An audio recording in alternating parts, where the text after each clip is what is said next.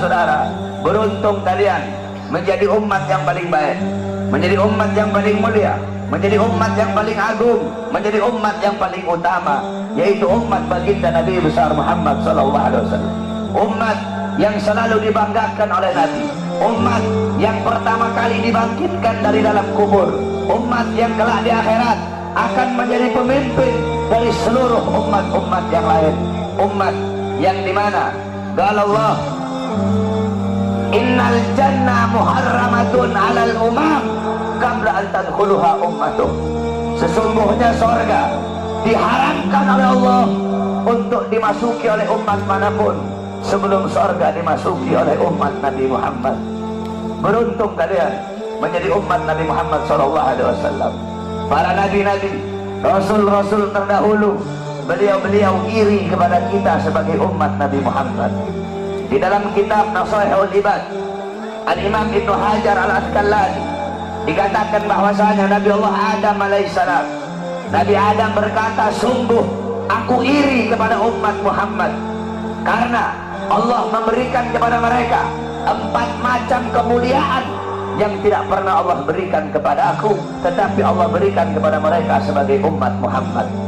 Yang pertama kata Nabi Allah Adam alaihissalam, ketika aku berbuat salah, Allah lepaskan aku, Allah lepaskan pakaian yang ada di tubuhku. Aku berbuat salah dalam keadaan berpakaian, karena Allah murka, Allah lepaskan pakaianku. Sedangkan umat Muhammad, mereka berbuat dosa, mereka berbuat salah dalam keadaan telanjang, tapi tetap Allah berikan mereka pakaian. Saya berbuat salah dalam keadaan berpakaian, Allah lepaskan pakaian saya. Umat Muhammad kebalik, mereka berbuat dosa dalam keadaan telanjang, tapi tetap Allah berikan mereka pakaian. Ini tidak pernah Allah berikan kepada aku, tapi Allah berikan kepada umat Muhammad. Yang kedua kata Nabi Adam alaihissalam, ketika aku berbuat salah, Allah menerima taubatku ketika aku berada di kota Mekah saja. Aku bertobat di tempat-tempat yang lain, Allah tidak terima taubatku. Tapi ketika aku berada di kota Mekah, Allah langsung terima taubatku. Bagi umat Muhammad, mereka bertaubat tidak harus ke Mekah. Dimanapun mereka bertaubat, akan Allah terima taubat mereka. Sedangkan aku, hanya Allah terima taubatku ketika di kota Mekah. Umat Muhammad, dimanapun mereka berada, Allah akan terima taubat mereka. Yang ketiga kata Nabi Adam alaihissalam, ketika aku berbuat salah, Allah pisahkan aku dengan istriku Hawa selama ratusan tahun. Sedangkan bagi umat Muhammad, pagi, siang, sore, malam mereka berbuat dosa, mereka berbuat salah, tapi tidak Allah pisahkan mereka dengan anak dan istri mereka. Aku hanya satu kesalahan, Allah pisahkan aku dengan istriku selama ratusan tahun. Ini tidak pernah Allah berikan kepada aku, kata Nabi Adam. Yang keempat kata Nabi Adam, aku berbuat salah di sorga, karena Allah murka, Allah keluarkan aku ke dunia, Allah turunkan aku ke dunia. Umat Muhammad kebalik, mereka berbuat dosa di dunia, berbuat salah di dunia, tetapi kalau mereka meninggal husnul khatimah, Allah angkat, Allah masukkan mereka ke surga. 4 kemuliaan ini tidak pernah Allah berikan kepada aku, tetapi Allah berikan kepada umat Muhammad. Beruntung kita menjadi umat baginda Nabi besar Muhammad, umat yang selalu dirindukan oleh Nabi, umat yang dimana qala Rasul sallallahu alaihi wasallam, Nabi Muhammad sallallahu alaihi wasallam bersabda di dalam hadisnya, idza yushaku ahadukum bisyaukatin fi rijlih la ajidu ala maha fi qalbi. Apa kata Nabi? Andaikan salah satu dari kalian, wahai umatku, ada yang kakinya tertusuk duri, maka pasti kalian merasakan sakit. Rasa sakit yang kalian rasakan, itu pun aku rasakan bahkan sampai ke dalam hatiku. Umat yang selalu dicintai oleh Nabi Muhammad, umat yang selalu diperdulikan oleh Nabi Muhammad. Sayyidatuna Aisyah radhiyallahu anha, beliau pernah melakukan suatu pekerjaan yang disenangi oleh Nabi, sehingga Nabi mengangkat tangan dan berdoa, Allahumma ighfir li Aisyah ma qaddamat wa ma akharat, ma adharat wa ma abtanat. Ya Allah, ampuni dosa-dosa Aisyah yang telah lalu, yang telah lalu, yang akan datang. yang tampak, yang tidak tampak, ampuni dosa Aisyah ya Allah. Siti Aisyah loncat-loncat. Siti Aisyah sangat senang dengan doa Nabi Muhammad. Nabi berkata, wahai Aisyah, apakah kamu senang dengan doa seperti itu? Kata Siti Aisyah, siapa yang tidak senang didoakan manusia mulia sepertimu ya Rasulullah.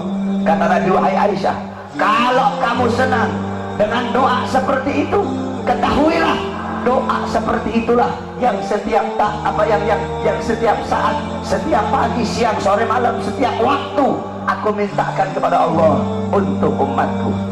Nabi Muhammad begitu peduli kepada kita sebagai umat.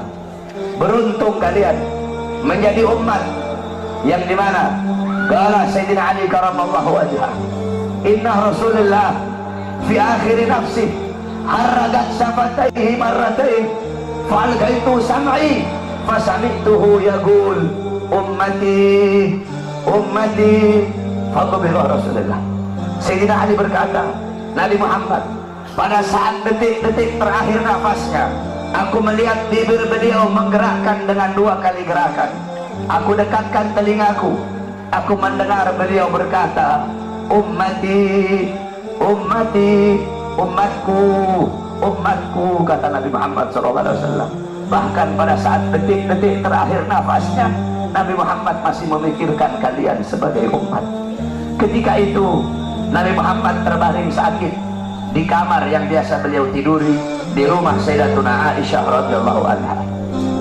Allah berkata kepada Jibril, wahai Jibril, turun kamu, sampaikan kepada Muhammad, aku berikan kepada dia 2 pilihan. Apakah dia akan memilih aku atau dia memilih kehidupan dunia? Kalau dia memilih kehidupan dunia, akan aku panjangkan umurnya. Tapi kalau dia memilih aku, sampaikan kepadanya, pada hari ini akan datang ajalnya. Turun Jibril membawa firman tersebut. Kemudian Jibril menyampaikan, ya Rasulullah, Allah memberikan kepada kamu 2 pilihan. Apakah engkau memilih Allah atau memilih dunia? Kalau engkau memilih Allah, pada hari ini akan datang kematianmu. Kalau kamu memilih dunia, Allah panjangkan umurmu. Apa kata Nabi Muhammad? Wahai Jibril, sudah tentu aku lebih memilih Allah. Bagiku kehidupan sebenarnya bukan dunia. Kehidupan sebenarnya bagiku ketika ruhku berpindah menghadap Allah subhanahu wa ta'ala. Pergi Jibril membawa kabar tersebut.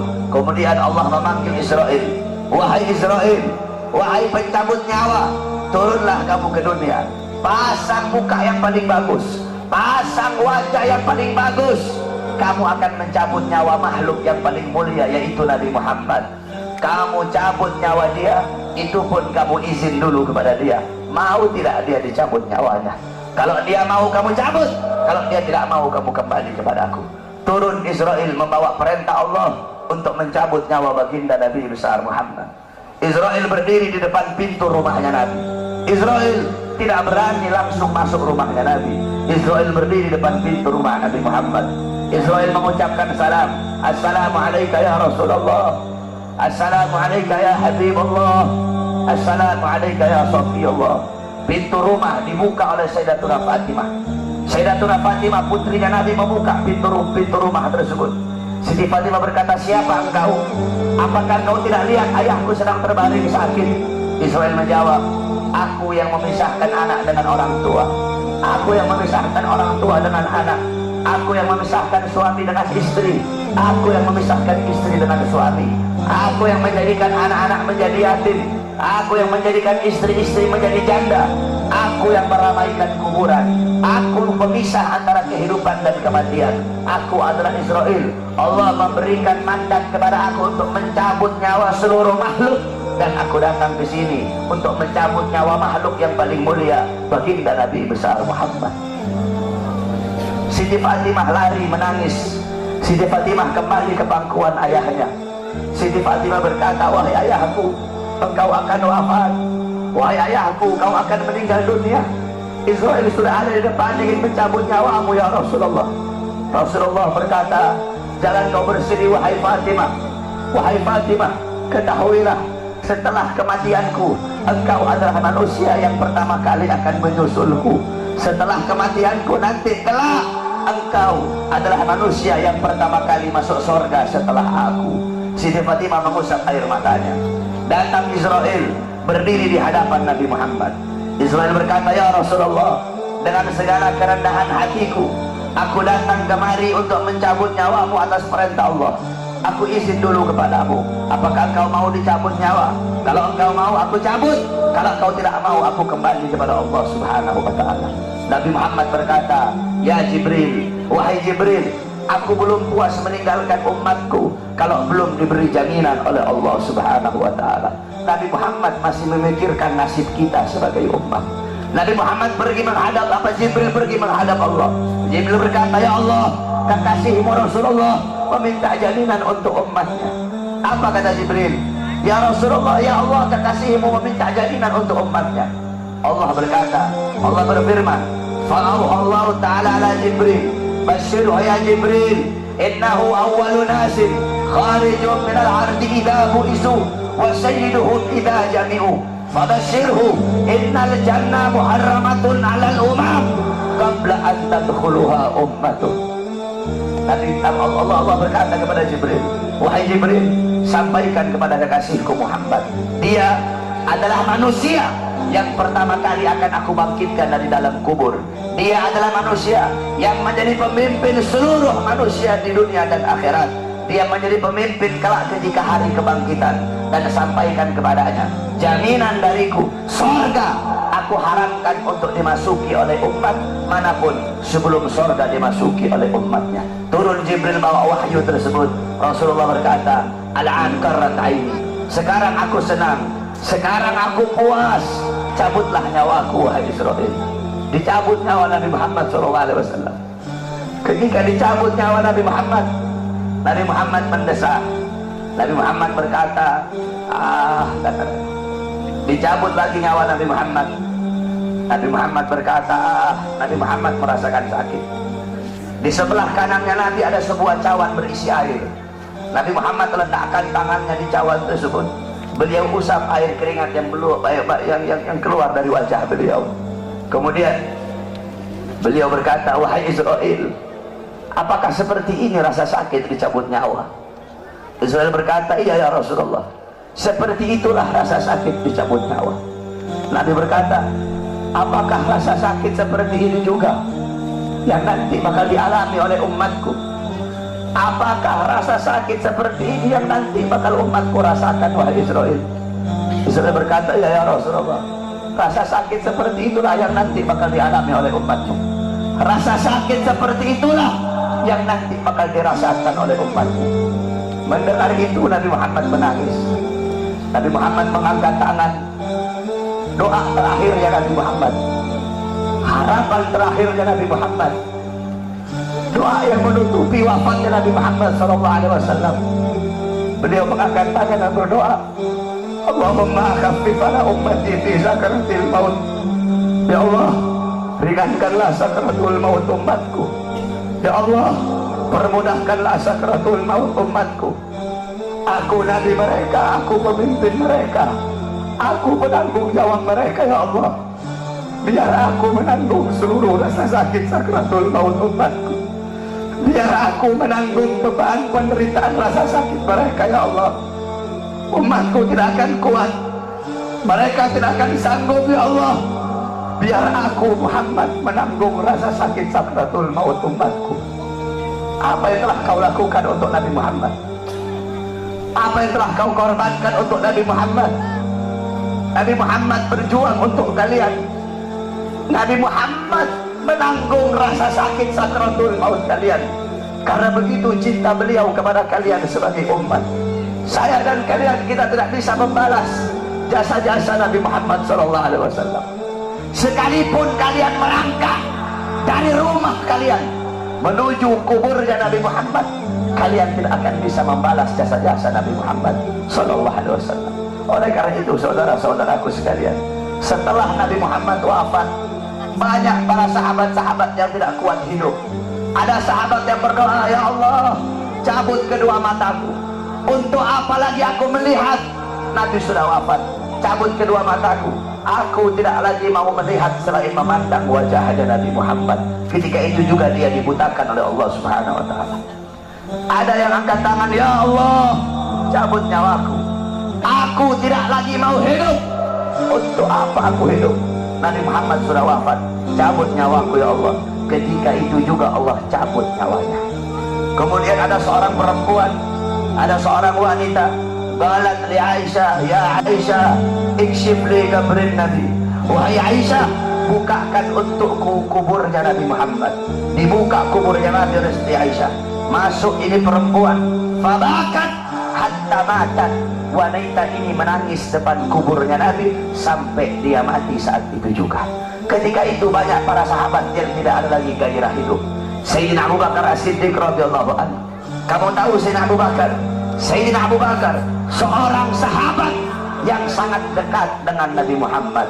Para ulama mengatakan Sayyidina Abu Bakar As-Siddiq beliau wafat dengan dua sebab. Sayyidina Abu Bakar meninggal gara-gara dua sebab. Pertama sebab dohir, kedua sebab batin. Sebab dohirnya apa? Karena beliau pernah dikasih makanan yang ada racunnya, dimakan oleh beliau. Racun itu lama-lama menggerogoti kesehatan beliau. Itu sebab dohir. Sebab batin beliau meninggal kenapa? Sebab batin beliau meninggal karena terlalu merindukan baginda Nabi besar Muhammad SAW. Istri beliau berkata, setiap kali Abu Bakar bangun dari tidur, pasti bantalnya beliau basah. Basah dengan apa? Basah dengan air mata kerinduan kepada baginda Nabi besar Muhammad. Kamu tahu, setelah Nabi Muhammad wafat, Sayyidina Abu Bakar As-Siddiq duduk kayak begini. Beliau duduk di pojokan sambil begini, sambil beliau bilang, andaikan Rasulullah ada di sampingku, andaikan Rasulullah ada di sisiku, sungguh aku merindukan sosok baginda Nabi besar Muhammad. Bilal ibn Rabah, muazzinnya Nabi, setelah Nabi wafat, Bilal pergi pindah, nggak mau lagi beliau tinggal di Madinah. Kenapa? Tidak kuat teringat kenangan bersama baginda Nabi besar Muhammad. Selama 2 tahun Bilal pindah ke Syam. Kemudian selama 2 tahun beliau di sana, tiba-tiba mimpi Nabi Muhammad. Nabi Muhammad berkata, wahai Bilal, datang kau bersiarahlah kepada aku. Datang Bilal selama 2 tahun. Bilal datang siarah di kuburnya Nabi Muhammad. Ketika Bilal siarah di kuburnya Nabi Muhammad sambil menangis, tiba-tiba datang Sayyidina Umar bin Khattab. Sayyidina Umar berkata, wahai Bilal, kami sudah lama tidak mendengar suara azanmu. Maukah engkau azan untuk kami, wahai Bilal? Bilal menolak, Bilal tidak mau. Datang Sayyidina Abu Bakar As-Siddiq, wahai Bilal, kami sudah lama tidak mendengar suara azanmu. Maukah kau azan untuk kami, wahai Bilal? Apa kata Bilal? Wahai Abu Bakar, apakah dulu kamu membebaskan aku karena Allah atau karena dirimu? Kalau dulu kamu membebaskan aku karena Allah, jangan kau paksa aku untuk azan. Tapi kalau kau membebaskan aku karena dirimu, aku akan azan untuk dirimu. Dulu setiap aku mengucapkan asyhadu anna Muhammadar Rasulullah, Nabi Muhammad selalu tersenyum kepadaku. Sekarang ketika aku mengucapkan itu, siapa yang akan tersenyum kepadaku? Jangan kau paksa aku untuk azan, wahai Abu Bakar. Tiba-tiba datang 2 orang pemuda. Pemuda yang pertama dari perut ke atas mirip Nabi Muhammad. Pemuda yang kedua dari perut ke bawah mirip Nabi Muhammad. Mereka adalah Sayyidina Hasan dan Sayyidina Husain, cucunya Nabi Muhammad SAW. Sayyidina Hasan dan Sayyidina Husain berkata, wahai Bilal, maukah kau azan untuk kami sebagaimana kau azan untuk datuk kami baginda Nabi besar Muhammad? Bilal menangis. Apa kata Bilal? Wahai cucu Rasulullah, kalau aku menolak permintaan kalian, kelak aku akan menghadap Nabi Muhammad. Aku akan jawab apa ketika aku ditanya oleh Nabi Muhammad? Abu Bakar memerintahkan aku tidak mau. Umar memerintahkan aku tidak mau. Kalau kalian yang perintahkan, aku tidak bisa menolak. Karena kalau aku tolak, aku takut kelak di hadapan kakek kalian tidak bisa menjawab apa-apa. Aku takut tidak mendapatkan perhatian. Aku takut tidak mendapatkan syafaat dari kakek kalian. Naik Bilal di tempat yang biasa beliau azan. Bilal mengumandangkan azan. Allahu Akbar, Allahu Akbar, Allahu Akbar, Allahu Akbar. Kamu tahu penduduk Madinah ketika itu gempar. Mereka berkata, hal bu'isar Rasul, apakah Nabi diutus lagi? Apakah Nabi Muhammad hidup lagi? Kok Bilal mau azan? Apakah Nabi hidup lagi? Kenapa Bilal azan? Mungkin Nabi Muhammad hidup lagi. Yang punya toko menutup tokonya, yang di pasar mereka keluar dari pasar. Bilal melanjutkan azannya. Asyhadu an la ilaha illallah asyhadu an la ilaha illallah. Wanita-wanita yang dipingit keluar dari rumahnya masing-masing, mereka meneriakkan hal bu'isar rasul, apakah Nabi diutus lagi, apakah Nabi hidup lagi, sehingga Bilal mau azan. Begitu mereka merindukan sosok Nabi Muhammad. Ketika mereka sampai di tempat Bilal azan, mereka tidak melihat sosoknya Nabi. Ketika itu Madinah tenggelam dalam lautan air mata. Itu kecintaan mereka para sahabat kepada Nabi, kerinduan mereka setelah wafatnya baginda Nabi besar Muhammad.